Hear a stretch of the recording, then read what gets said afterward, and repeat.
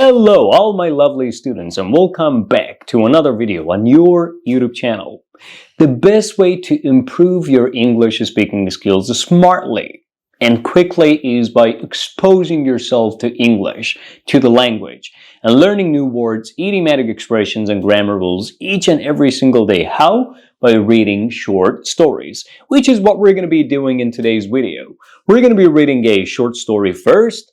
Then we're going to be reviewing all its new words, idiomatic expressions, and all the points that you need to learn and know all about together. Are you ready to do it? Of course you are. But before we do so, I kindly want you to like this video, hit the like button down below in support of this channel and all the effort I'm putting into making these videos. I help you with your English. You please kindly help me with the growth of this channel. Thank you for doing so. Subscribe if you haven't done so yet and leave a comment down below by telling me from which country you're watching these videos. Now let's do it without further ado. Well, here is the story that we're going to be reading together called The Unexpected Question.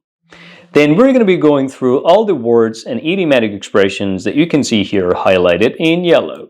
So first let's read the story together. Jake had prepared meticulously for his big job interview.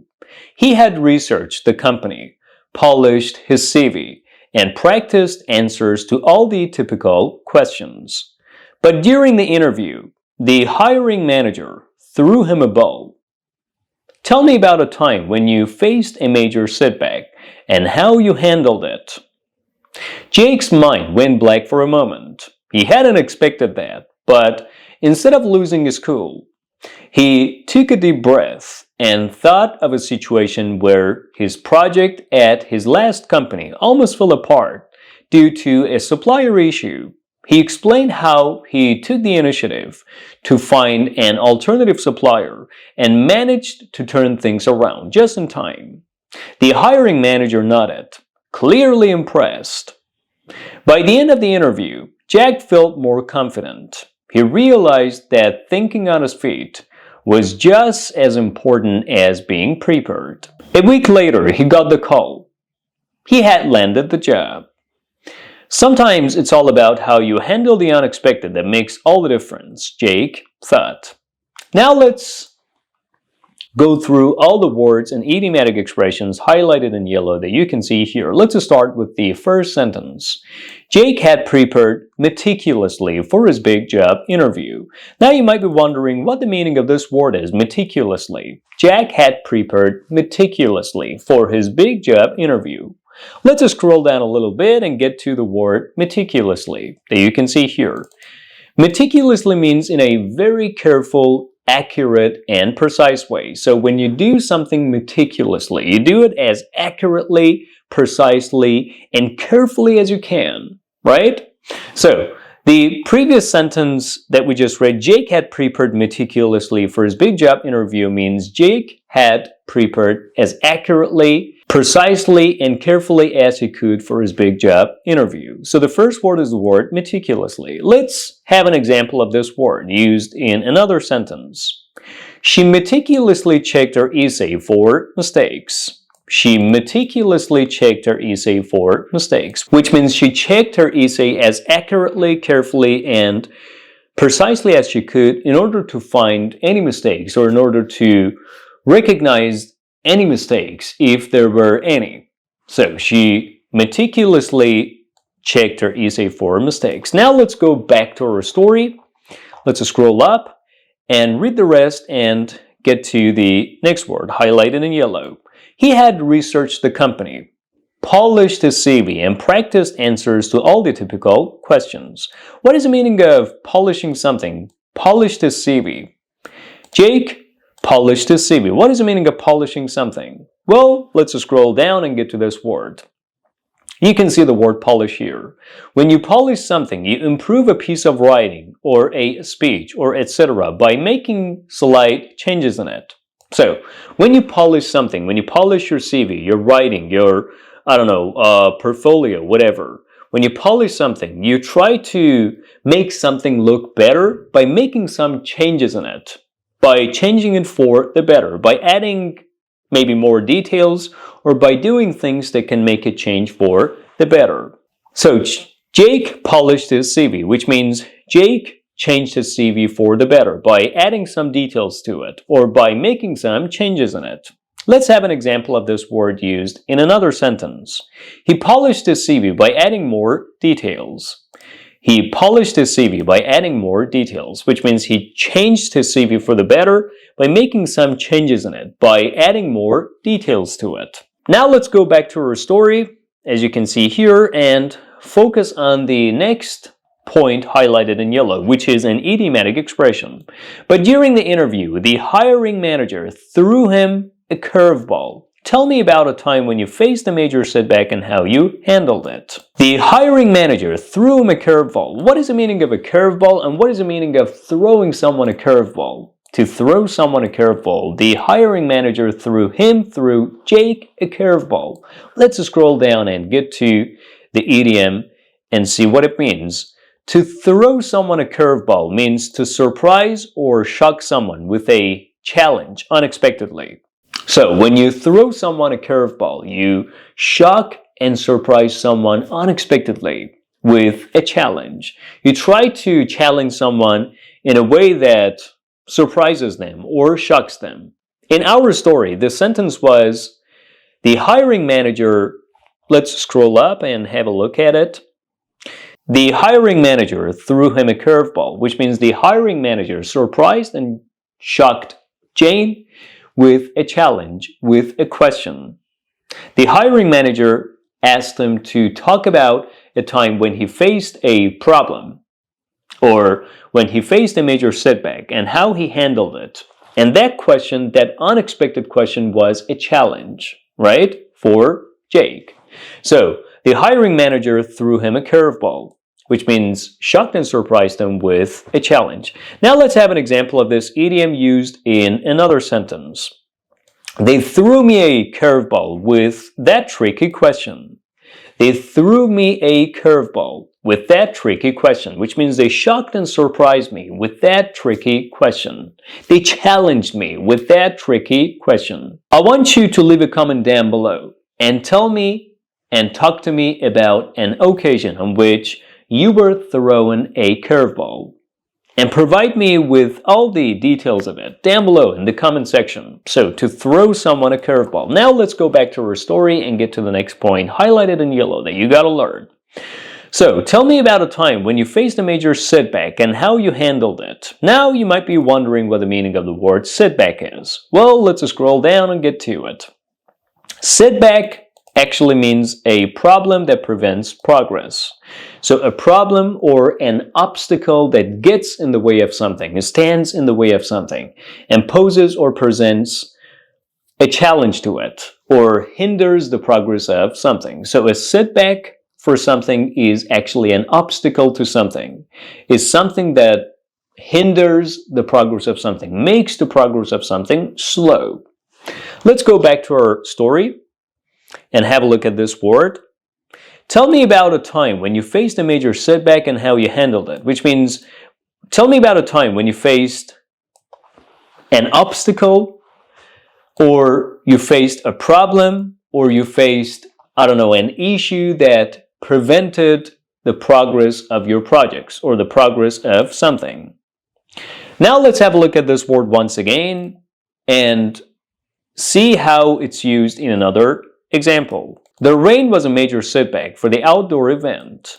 The rain was a major setback for the outdoor event, which means the rain was a major obstacle to the outdoor event, which means the rain prevented the progress of the outdoor event or prevented the outdoor event from taking place, from happening. So this is all about the word setback. Now let's go back to our story and get to the next point highlighted in yellow. Jake's mind went black for a moment. Jake's mind went black for a moment. What is the meaning of your mind going blank? Well, when your mind goes blank, let's scroll down a little bit.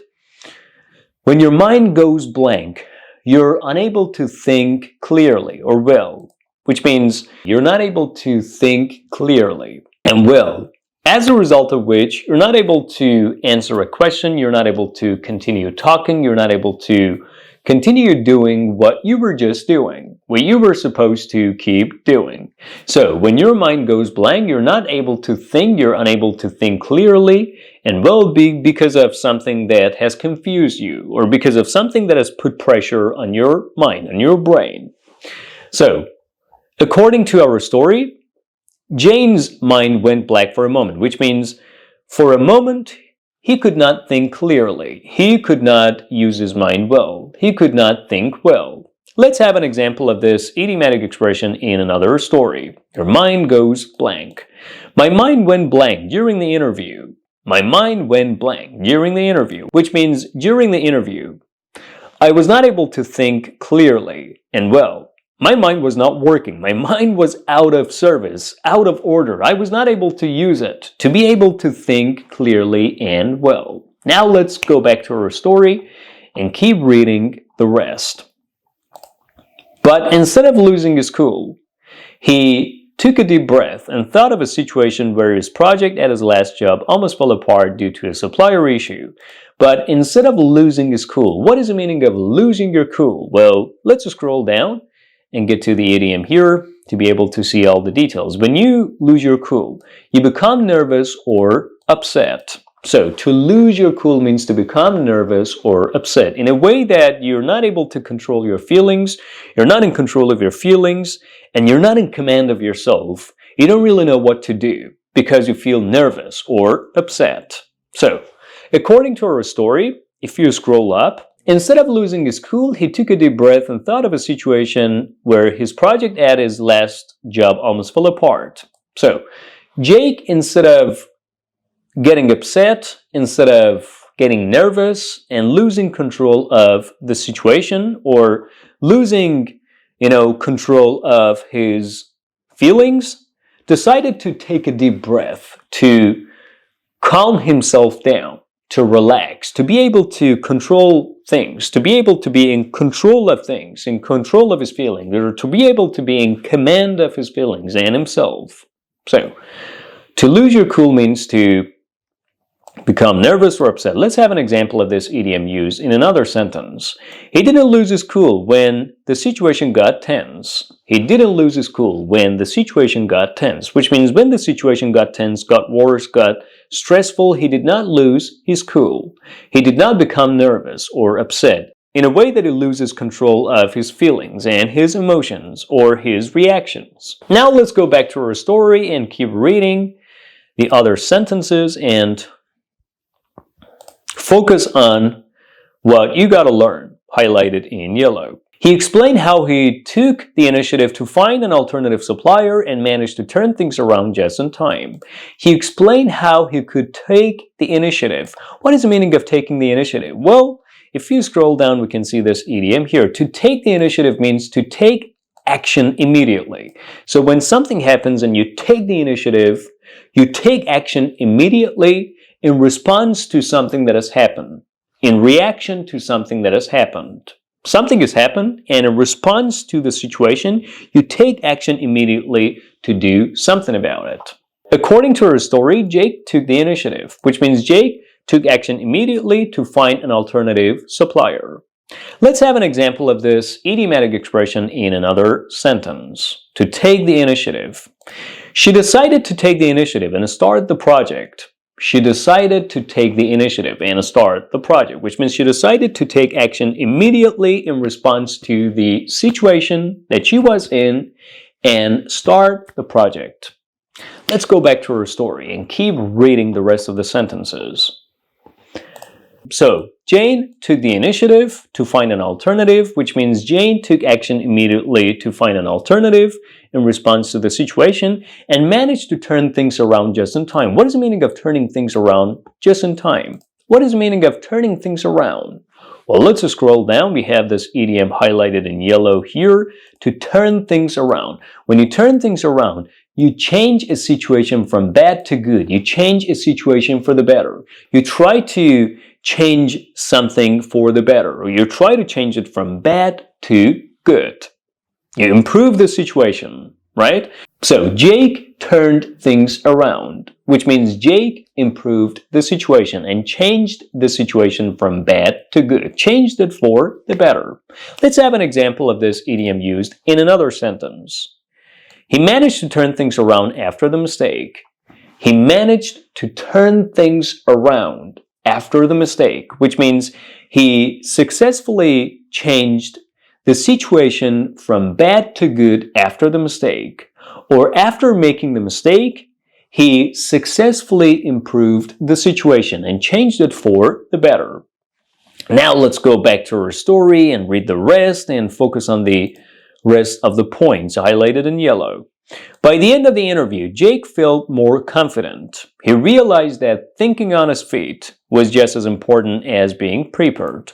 What is the meaning of thinking on your feet? Well, when you think on your feet, you make quick decisions or solve problems on the spot. So to think on your feet means to make decisions quickly, to be able to solve a problem on the spot. So something happens, a problem arises, and you don't have much time to think to be able to get the problem out of the way or solve it. So what you do is think on your feet.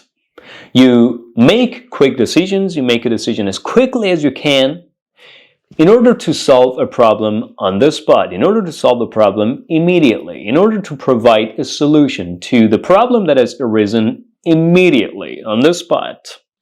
So Jake, according to our story, realized that thinking on his feet was really important, which means Jake realized that being able to make decisions quickly is really important. Let's have an example of this idiom, to think on your feet, in another sentence. To think on your feet.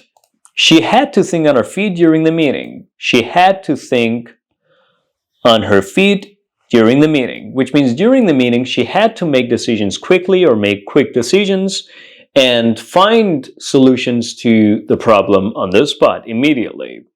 Now let's go back to our story and get to the next expression highlighted in yellow, which happens to be the last expression of our today's video as well. A week later, he got the call, he had landed the job. A week later, he got the call, he had landed the job. What is the meaning of landing a job? Well, if we scroll down, we can see this idiom once again here. When you land a job, or when you land the job, you get the job after an interview or application process. So to land a job means to successfully get a job after an interview or application process. You apply for a job, you go for interviews, then they give you the good news. They tell you, congrats. You just got the job. You just landed the job. So to land a job means to successfully get a job after a series of interviews or after the process of application. Have you ever landed a job? Well, I want you to tell me in the comment section about a job that you've recently landed, or about the best job that you've ever landed after tough interviews and after a complicated process of application. Well, according to our story, Jake got a call telling him that he had landed the job, which means they gave him a call, they called him and told him, congrats, you got the job after the interview. Let's have an example of landing a job or landing the job in another English sentence. After 2 interviews, he landed the job. After 2 interviews, he landed the job, which means after 2 interviews, he successfully got the job. And that's about all, guys. In today's video, you learned some useful idiomatic expressions and new words by reading a short story together. Now let's go back to our short story and read it once again together. The unexpected question. Jake had prepared meticulously for his big job interview. He had researched the company, polished his CV, and practiced answers to all the typical questions. But during the interview, the hiring manager threw him a curveball. Tell me about a time when you faced a major setback and how you handled it. Jake's mind went blank for a moment. He hadn't expected that. But instead of losing his cool, he took a deep breath and thought of a situation where his project at his last job almost fell apart due to a supplier issue. He explained how he took the initiative to find an alternative supplier and managed to turn things around just in time. The hiring manager nodded, clearly impressed. By the end of the interview, Jake felt more confident. He realized that thinking on his feet was just as important as being prepared. A week later, he got the call. He had landed the job. Sometimes it's all about how you handle the unexpected that makes all the difference, Jake thought. Now what I kindly want you to do, guys, is like this video in support of this channel, in support of these videos. I help you with your English. You kindly please help me with the growth of this channel by liking this video. Thank you for doing so. Subscribe if you haven't done so yet, and leave a comment down below by telling me from which country you're watching these videos. I'll be back soon.